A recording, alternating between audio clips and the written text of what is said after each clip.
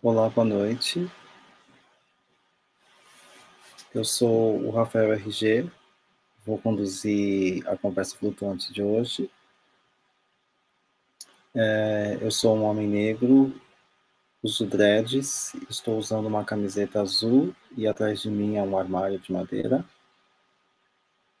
A gente acabou de assistir o espetáculo Assombros e Trincheiras, o que acontece depois que o mundo acaba, uma realização da Tieta Macau, junto com a Abeju Riso, o Elton Panabi e a Inaê Moreira. E essa criação faz parte do Panorama Raft 2021, que é a segunda flutuação do Festival Panorama nesse ano de 2021, que tem acontecido de modo totalmente online. A gente só está aguardando um pouco os nossos convidados virem para a nossa conversa.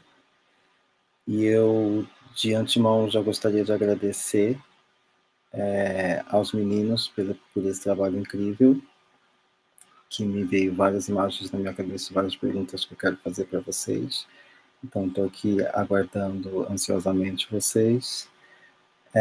Quero também agradecer a todo mundo que está assistindo a gente pelo YouTube e dizer que hoje essa apresentação foi a última peça, a última estreia dos espetáculos aqui do Panorama, mas que no site do Panorama nós temos uma sala de exibição, ao quais alguns dos espetáculos estão disponíveis, ficam alguns dias ainda disponíveis para que possam ser assistidos, e também no canal do YouTube do Panorama tem os registros das inúmeras conversas que foram feitas.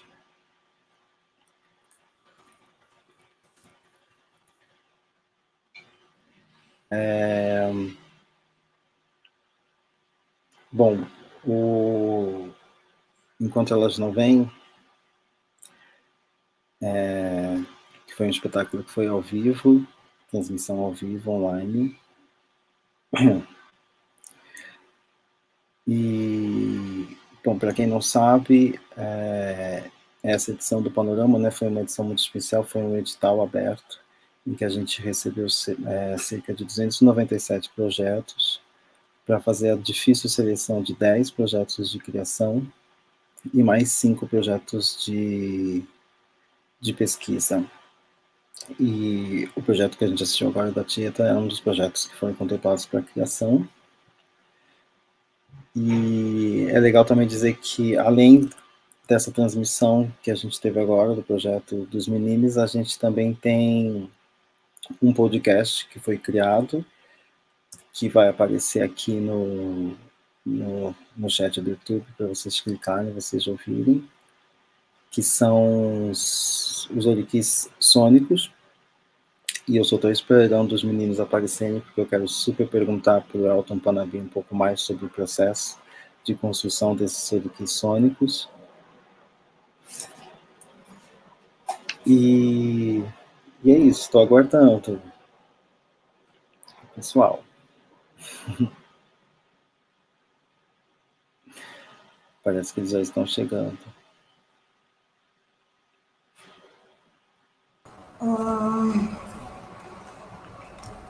A gente tá já entrando, tá só ajeitando a câmera. Só um minutinho.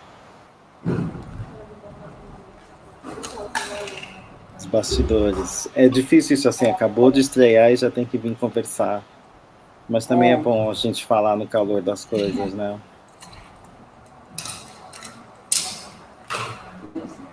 Tá aparecendo aí já, Ju. Vamos descer. É bom ligar a caixa de som. Cadê? Esse novo light. Tá em qual câmera? Acho que tem que.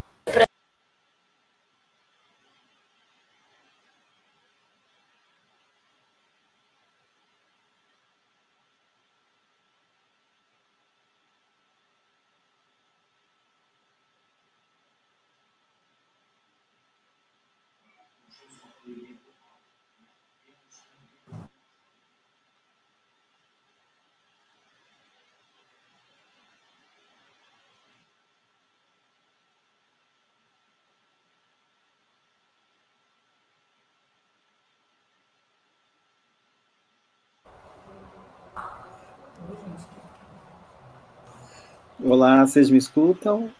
Escuta, não sei para qual câmera eu olho. Ah, para essa. Isso. Olha para a câmera 2. Câmera 2, Bom, parabéns. Incrível ter essa experiência, mesmo que online.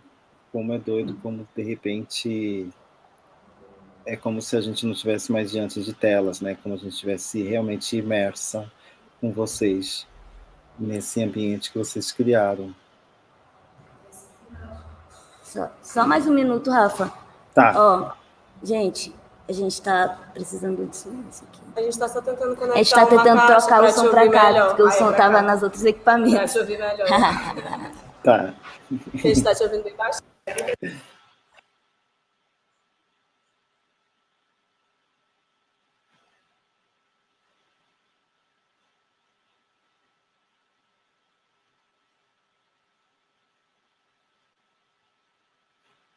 Vocês estão mudas.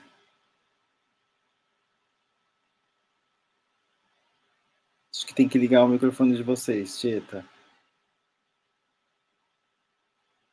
Aproveitando também para dizer que quem está aí no YouTube, que quiser fazer uma pergunta para as meninas, para os meninos sobre o espetáculo, é só deixar aqui no YouTube que a gente faz.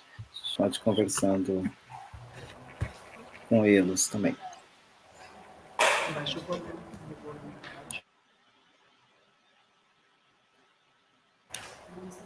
Pronto, agora fala aí, Rafael, pra gente testar. Oi.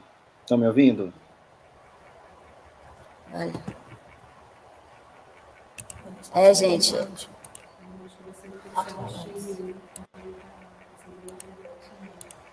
Então vai ser isso mesmo. Pronto, vamos conversar. Agora dá certo. Sim. Vem outro pra cá. Acho que tá dando um pouco de retorno agora. Tá dando retorno? Tá. Não, agora parece que estabilizou. Pronto. Foi. Super. Pronto. Gente, obrigado de novo. Lindo o espetáculo e obrigado também por aceitarem a gente fazer essa conversa logo depois. Eu sei que é muita coisa, até para mim, que é tudo muito intenso. Mas, na verdade, é uma conversa assim, um pouco também para a gente ter essa oportunidade de falar com o público e de deixar registrado aqui algumas das impressões, né, do que foi o acontecimento que a gente teve hoje à noite, principalmente para quem vai assistir depois, que também pode acessar essa conversa. Eu queria começar assim, para puxar, para vocês falarem um pouco desse processo. Ontem, no espetáculo do Wellington, né, para ele, no processo dele, ele teve um momento que ele estava em Fortaleza criando, que depois ele faz um deslocamento para o interior, né, que ele chamava de Ceará Profundo, para ali ter contatos com outros saberes, outros conhecimentos, e foi a partir daí que ele começou a construir o filme dele. Eu queria que você contasse para a gente como foi, quando vocês começaram essa criação online, como foi essa experiência de se deslocar até o interior da Bahia, onde vocês encontraram com a Inaê Moreira, que era essa pessoa que está dançando com vocês, mas que também era uma orientadora corporal aí dentro do projeto de vocês, né? Então, eu queria que vocês falassem desse embate, dessa criação que começa presencial, depois vai para esse encontro, e como se deu esses dias naquele ambiente que vocês criaram.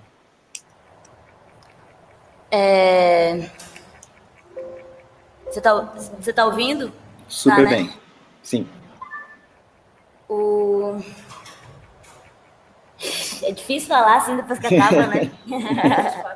Dá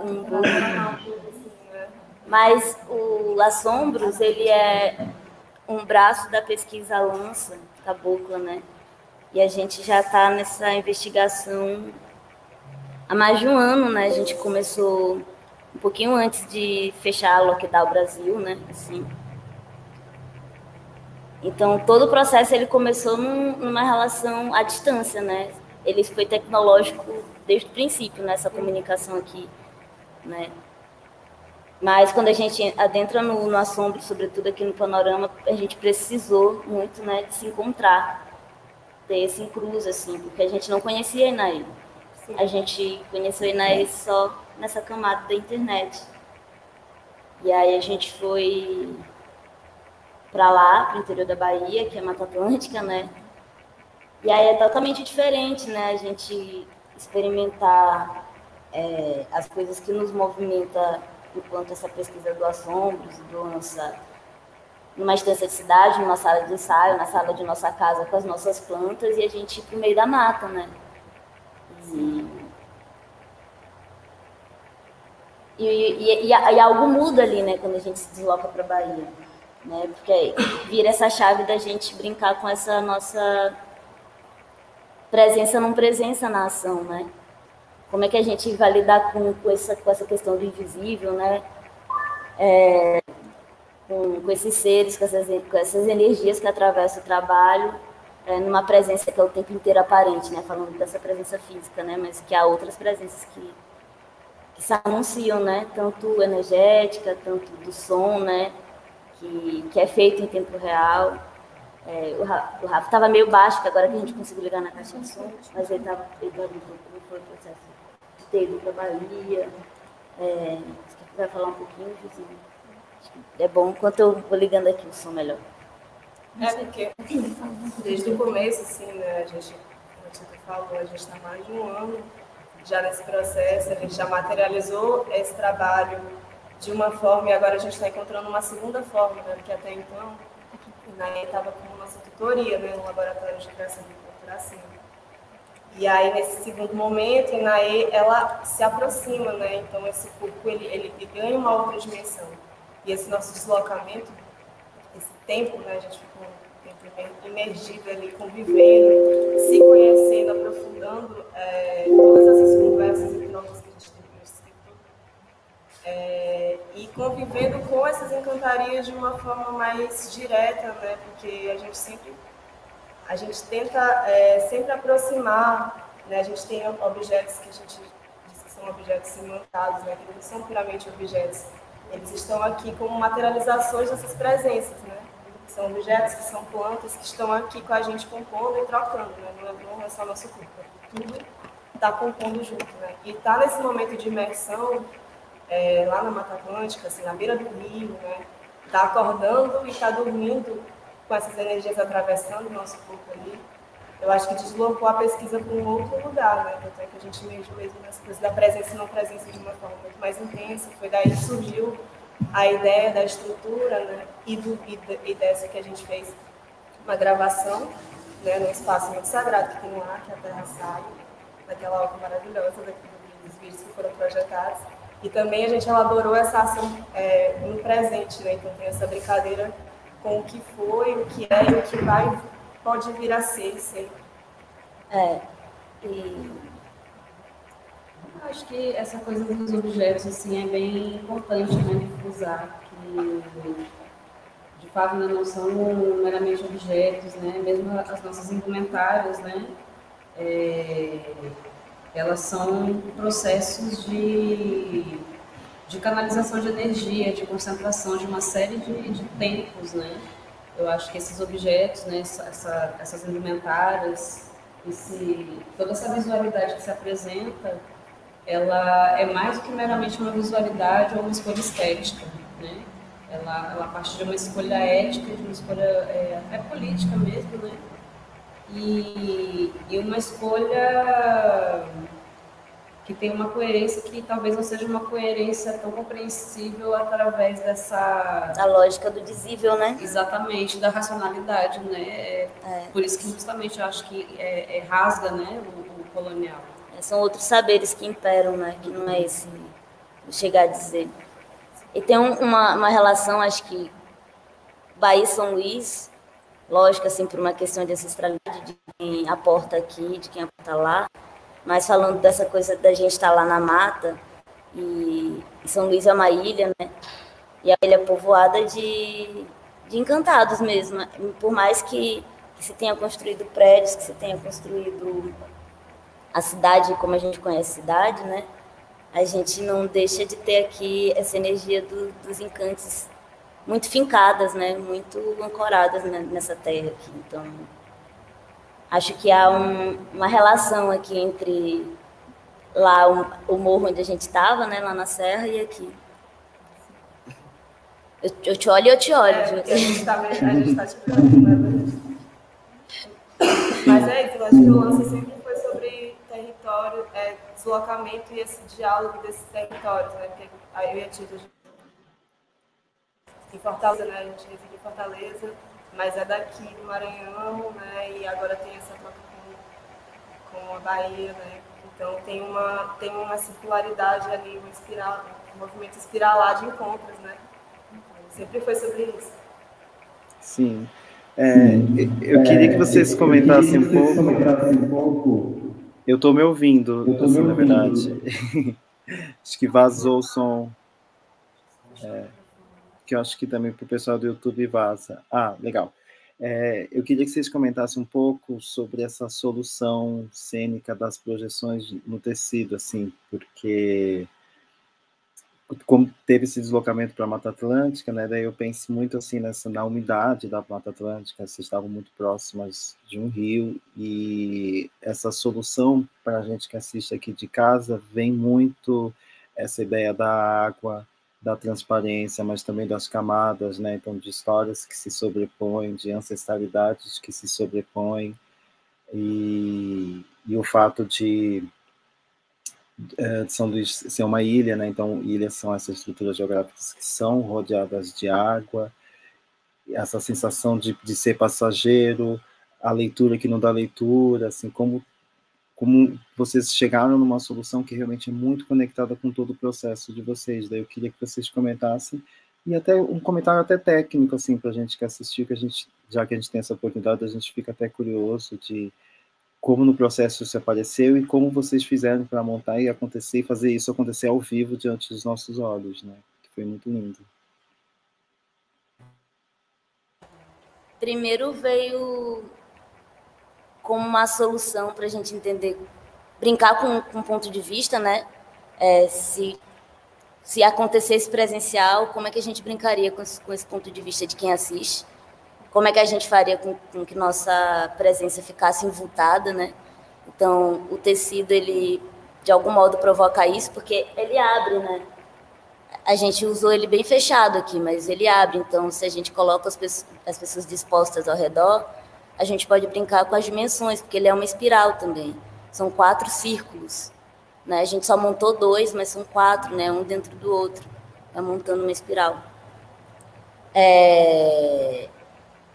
E veio assim, veio inclusive depois da nossa primeira reunião aqui de alinhamento, né, com a produção.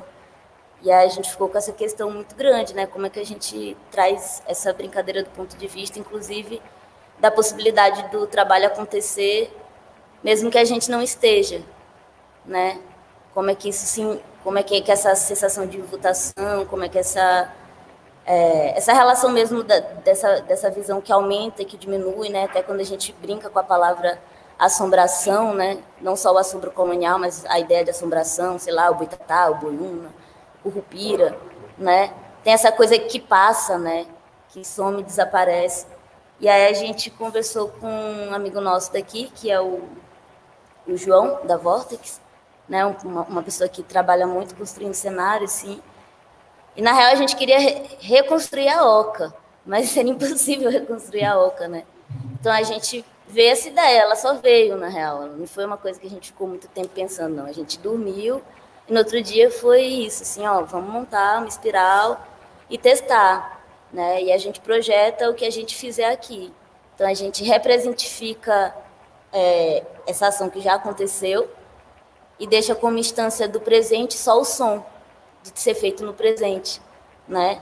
E continua lidando com essa relação do invisível, né? Porque o som, ele de algum modo a gente não vê, mas ele está presente, né? Tem uma energia que se fica, mas aí a gente percebeu que não dava para acontecer, né? Só a indumentária, a gente tinha que atravessar ela também, né? Imantar ela também.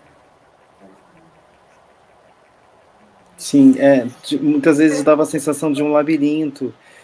E aí eu pensei muito numa das lendas fundantes de São Luís, né, que São Luís tem várias lendas, assim como a Tieta falou, é uma ilha de muitos encantados, e uma das lendas é a lenda da serpente, que está por baixo da cidade, E para além da lenda, né, é uma realidade que embaixo ali da fonte do Ribeirão, que é um espaço muito presente na cidade, tem um labirinto, né, que conecta ali até a Praia Grande, que é onde está o rio. Então eu queria que, continuando falando sobre esse dispositivo dos tecidos, queria que vocês falassem um pouco sobre essa ideia, tanto de um labirinto, e desses corpos que estão mais se encontrando do que se perdendo, né? E... eu acho que é isso para continuar falando. Eu acho que nesse processo aí de pensar as invocações, né? Acho que essa palavra teve sempre muito presente, né? Invocação, né? Esse invisível que não é transparente, né? E de certa maneira enfim, né? Essa atmosfera toda criada aqui, de alguma maneira, em alguma medida, ela nos remete, né, assim como a nossa cosmogonia da serpente, né, ela remete a algo que está sendo gestado, né, algo que está sendo gerado, né, que está sendo gerado no fundo do mundo, né. Então, é uma cabaça cheia de água. É uterino, né? É uterino, exatamente, é uterino. É uterino, cabaça, presença de mães, só que num espectro muito maior do que a cisgeneridade consegue alcançar, né? Porque a gente está falando de mães que transcendem a questão da sanguínea, né? E transcendem a questão da fecundação, né? Essa fecundação biológica, né? Mas da fecundidade do mundo mesmo, do mundo fértil, né? Da lama fértil, da terra fértil, da água fértil. E tem muito essa conexão, como ela também falou, com a terra e com a água, né?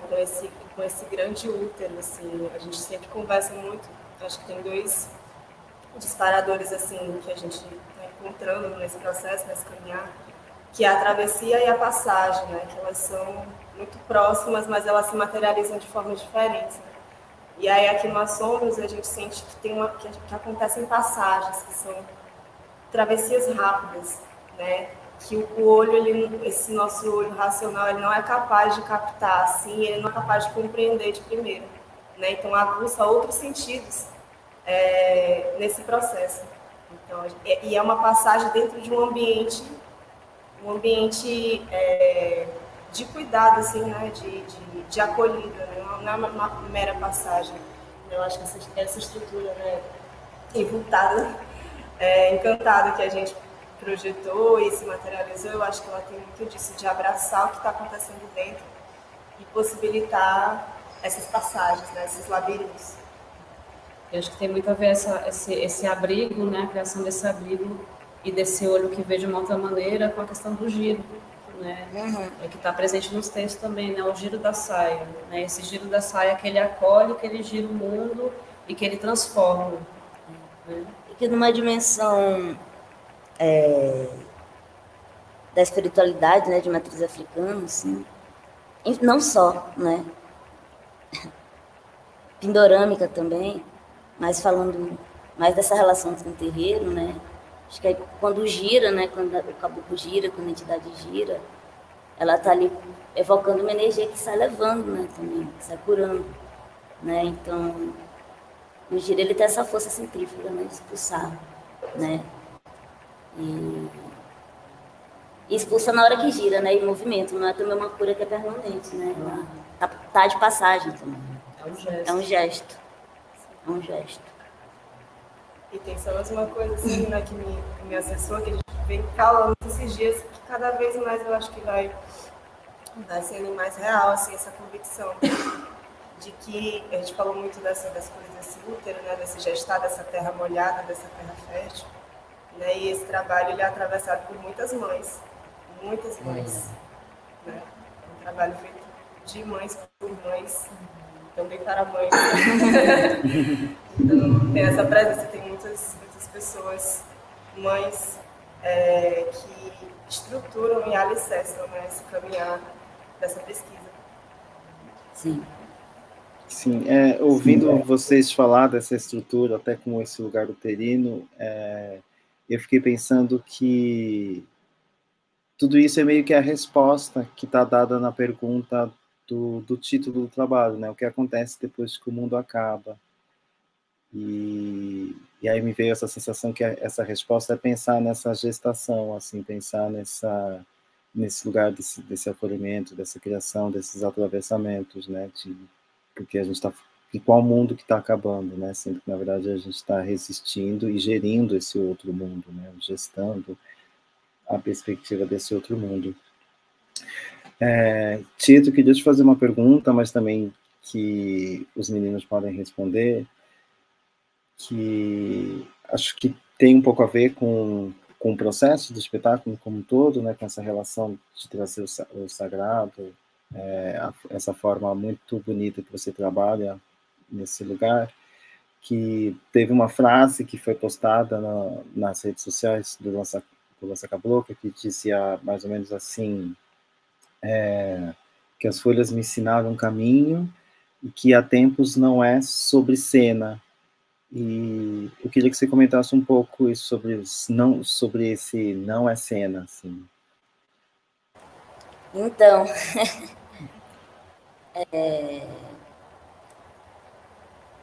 particularmente, assim, esse lugar de criar cena, né? Pensando nessa dimensão do que os enquadramentos da história da arte têm dado para a gente enquanto cena, enquanto dança, enquanto teatro, enquanto performance, já tem um tempo que não me interessa, assim, enquanto criadora, enquanto pessoa que se disponibiliza a estar partilhando algo, né? Primeiro pelos enquadramentos, né? Que eles têm aí modos de pensar mundos, eles têm modos de ditar mundo, né? De ditar o tempo do outro, de ditar o que é estética, né? Também, assim, e isso acaba de algum modo eliminando uma série de outros fazeres que têm suas éticas, suas estéticas, seus formatos de pensar mundo também, de pensar como partilha o que pode ser lido enquanto arte, mas acho que para além de arte. Então, algo passa por aí, assim. E com isso, acaba também atravessando essa não mais necessidade de atender a uma demanda de produção, assim, tem que criar, porque tem que apresentar, tem que criar, porque tem que compor um festival. Eu acho que nesse exato momento, com o mundo pandêmico, né, com o Brasil com um monte de desempregado, com gente passando fome, tá pensando em galeria, tá pensando em museu, tá pensando em palco, nesses lugares rígidos, né, acabam sendo um pouquinho menos interessantes, assim, né. Acho que é mais sobre como a gente disponibiliza momento que as pessoas, para mim, né, pra gente, eu acho, momentos em que as pessoas se sintam cuidadas, momentos em que as pessoas se sintam acolhidas, momentos em que as pessoas se sintam atravessadas, por mais que seja banal falar sobre isso, né? Mas não é de forma alguma. Tem sido mais sobre isso, né? E não com Lança, mas acho que desde o Ancés, assim, onde eu de fato começo a entender o quão a ancestralidade nos atravessa e nos propõe modos de criar, né? Modos de criar e modos de estar no mundo. Eu começo a entender que de fato não é sobre obra, assim. É sobre comunicação, né? Acho que é sobre comunicação, né? E aí a gente volta para Exu, né? A gente volta para o Lebara. Se é sobre comunicação, se é sobre encruzilhar, se é sobre não destruir, né? Se é sobre não excluir, se é sobre não legitimar, né? Se é sobre não incluir também, mas sim abraçar, né, acolher. Eu tô meio confusa agora, assim, por causa da Não, ação, falando meio total. desconexo. Não, imagina, lindo, lindo. Tudo isso que você falou tem muito a ver com o que a Soraya Portela fala também, né? A Soraya é uma artista que estava no Panorama, me apresentou sexta. na conversa final dela, ela repete bastante isso, que assim, em nenhum momento eu estive aqui no festival para fazer uma obra para outros artistas, para apresentar para artistas e ficar só circulando entre artistas, né? Então ela tem esse posicionamento muito forte. E ontem o Wellington também comentando a volta à cena, né? Assim, cena enquanto voltar para apresentar um teatro, uma peça num espaço específico de arte, ele fala que depois de tudo isso que a gente passou de pandemia e toda a nossa situação política, voltar para esse lugar, na verdade, é voltar para dar às pessoas que vão assistir aquilo possibilidades de sonho, né? Então, assim, enquanto a gente realmente tem se engajado para pensar de forma mais cuidadosa como a gente acessa o nosso público, o que a gente vai comunicar para o público, e por isso que realmente essa citação de Exu faz todo sentido, porque é sobre comunicação, assim, sobre afeto. Acho que 2018, o nosso processo eleitoral foi uma grande falta de comunicação, em que a gente não conseguiu falar com a gente mesmo, com esse outro, né, e criou essas polaridades.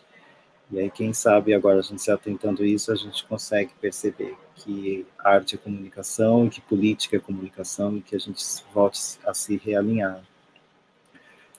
Eu só queria fazer só mais 2 perguntinhas, uma bem técnica e bem rápida, que é sobre a possibilidade ou o desejo dessa pesquisa ser presencial. Vocês pensam nisso? Eu vou te responder com ação. Dá um oi aí, galera. Ah, então Ó. Sim. Incrível.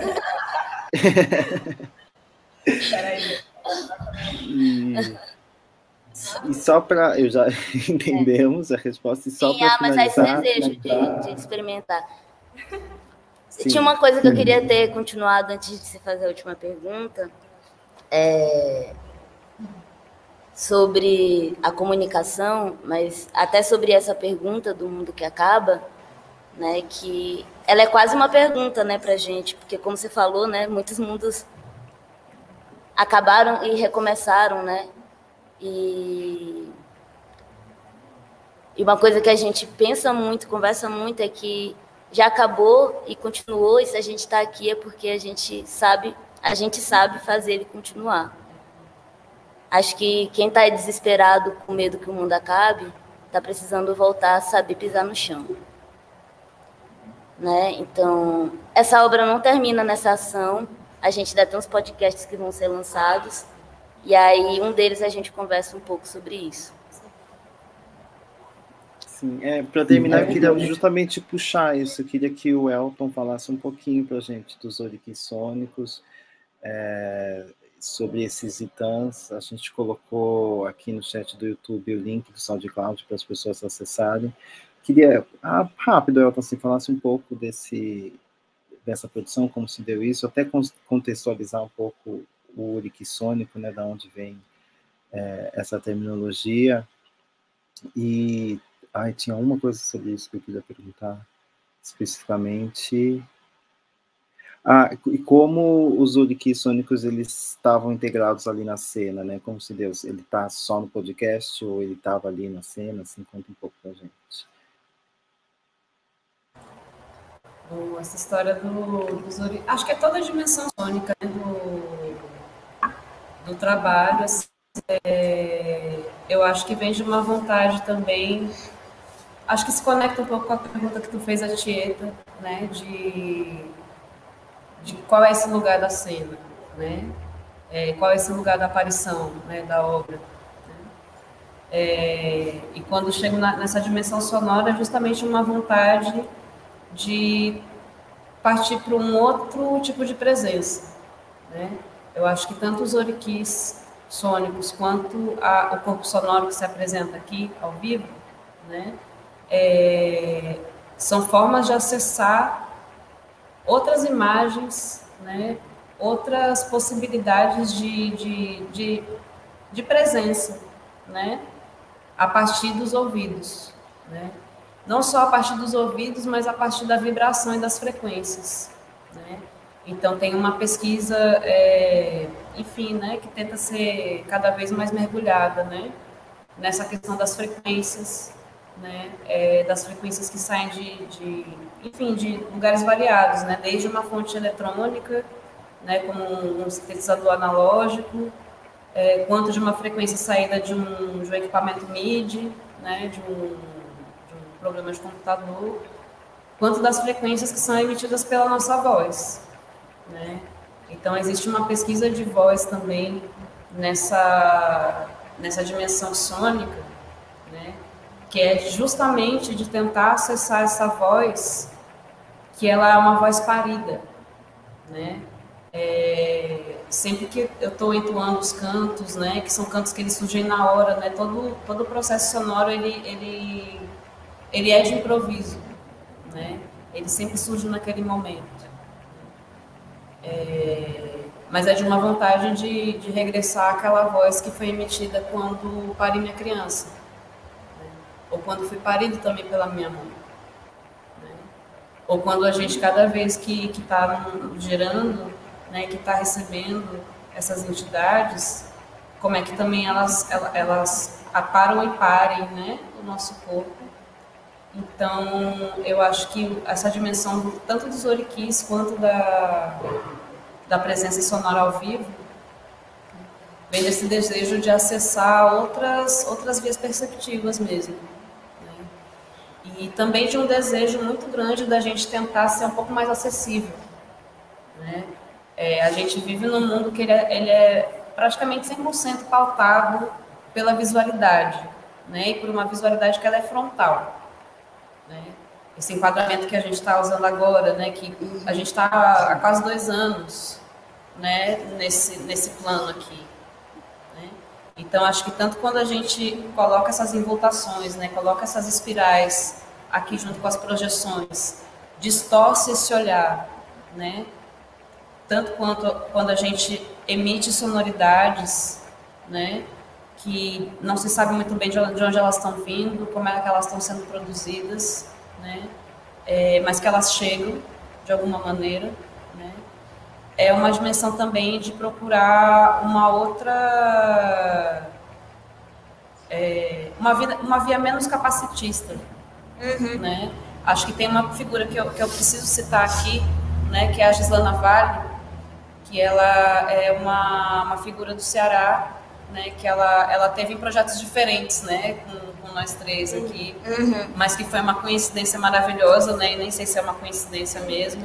Acho que é um cruzamento necessário. Ela é um cruzamento muito necessário, assim, né, e que ela é uma pessoa que dá consultoria sobre acessibilidade, né, ela é uma pessoa com baixa visão, e a partir do que a Gislana fala, né, sobre a pessoa que ela tem baixa visão ou a pessoa cega, ela não vê com os olhos, mas ela vê com os ouvidos, ela vê com o tato, ela vê com o corpo inteiro, né?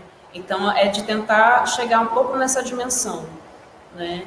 Então, eu costumo dizer que quando a gente faz esses sons, a gente está procurando revelar imagens pelos ouvidos, né? E que também passa por uma espiral, né? Porque para a gente escutar, tem a cóclea, que é esse órgão lá dentro do ouvido, que é uma concha espiralar, cheia de cílios e água, que faz a gente escutar. E uma coisa dessa relação com a cosmopercepção, né? Saindo da frontalidade, esse trabalho, ele, numa dimensão presencial, ele tem outras formas de percebê-lo, né? Além do som e da visão, né? Ele tem cheiro, ele tem textura, né? Ele tem densidade, né? Então, hoje ainda não foi o formato ideal que a gente espera para as pessoas da presença, né? Aqui com a gente assista, assim, mas já foi uma experiência por conta da transmissão também, né? Mas tem uma coisa de outros modos de perceber mesmo, assim, para além de ver. Sim, não, muito legal. E aí, pensando também essa estrutura dos tecidos e essa coisa uterina, eu fiquei pensando assim, que a nossa primeira relação nos úteros das nossas mães, ela não é uma relação visual, mas ela é uma relação sonora de fluxos de líquidos, né? E quando a gente escuta, né, eu escutei o podcast ontem, assim, a gente realmente foi construída uma sonoridade que a gente está envolto ali. Aquilo, né? Acho, gente, assim, é incrível, é tudo muito amarrado, é lindo, assim. Muito feliz, realmente, a gente tem que terminar assim, muito feliz com os lugares ao qual esse projeto está indo. Espero que as etapas presenciais sejam uma realidade, espero poder estar presente também. Queria avisar para quem está assistindo a gente ainda, quem chegou atrasado, as estreias ao vivo elas ficam online 48 horas, né? Então nos próximos 2 dias ainda vai ser possível assistir os Assombros e Trincheiras, que acontece depois que o mundo acaba, mas também amanhã, segunda-feira, o Panorama ele vai soltar novas divulgações de como vão ser os acessos das peças daqui para frente e algumas novidades. Queria agradecer de novo e deixar um espaço para vocês, se vocês quiserem terminar, fazer agradecimentos ou comentar alguma coisa. O pessoal que está no YouTube também aproveita.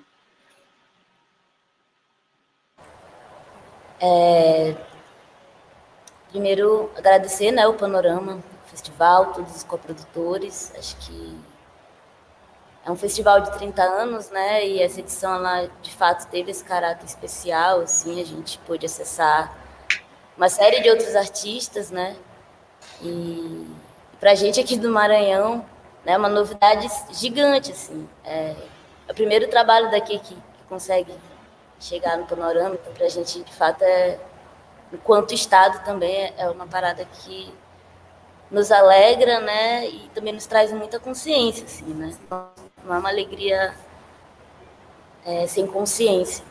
Então, agradecer ao festival, a todos os coprodutores, aos curadores. Volta, viu? Estamos te esperando. Estou voltando. E uma série de gente que a Juzinha vai ler aqui, porque é gente, que a gente é uma comunidade. Agradecer também aos intérpretes de Libras. Sim, o Wagner, obrigada, o Instituto Goethe, né, que tem, é o Instituto Goethe, né, Rafa? Que tem feito. Sim, que tem ajudado, sim. Sim, com certeza os intérpretes. Juzinha. E a gente fez uma lista, porque, como a gente falou, a gente é uma comunidade, a gente não faz nada só para um trabalho desse acontecer. Virtual, presencial, seja ele como for, ele precisa de muitas mãos visíveis, invisíveis, multivisíveis, né? Então, primeiramente, agradecer a Lebara, ter aberto esse caminho, esse trabalho, né? E Léa Chalcon Sobou, nossa Casa de Santo, Pai Ayrton Gouveia, Mãe Aíla Gouveia, Mãe Angélica, Zezinho de Légua, Faixa Encarnada, Guarazinho, Caianteçu Viotá, Caboclo da Mata, Ana Duarte, Fernanda Sá, que fez acessórios. De mangue.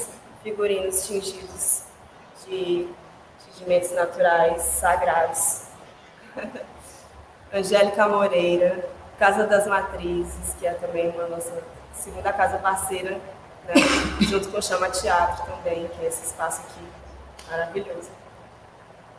Jéssica Silva, Cozinha Ancestral, Fernanda Preta, Felipe Espíndola, Chay Panambi, Lúcia Rosa, José Manuel da Silva, Petrônio Tales da Silva, Rita Maria da Silva, Edvirges dos Santos, Maria da Conceição, Afonso Cunha, Adalberto Riso, Nádia Biongo, Renato Guterres, Eliara Jaci, Verão Monteiro, Terra Sábia, João Aleixo, Ayoni Moreira, Inaê Moreira, que não está aqui presente, mas está aqui também. Sempre. Luísa Fernandes. Luísa Fernandes, calma, eu acho que tá. Mas Luísa Fernandes, Elton Panambi. João da Vortex, Marcos Ferreira. João da Vortex, Marcos Ferreira. Tita Macau, a Beiju, Plataforma Nossa Cabocla. É uma comunidade. As pessoas fizeram esse trabalho. E todos os nossos ancestrais, os que a gente conhece, os que a gente desconhece, mas que fizeram a gente estar aqui. E é isso. É isso, gratidão. Isso, super obrigado, gente. Também agradeço ao Wagner. Pessoal do YouTube, acompanhe o Lança Cabocla nas redes sociais, @lança_cabocla.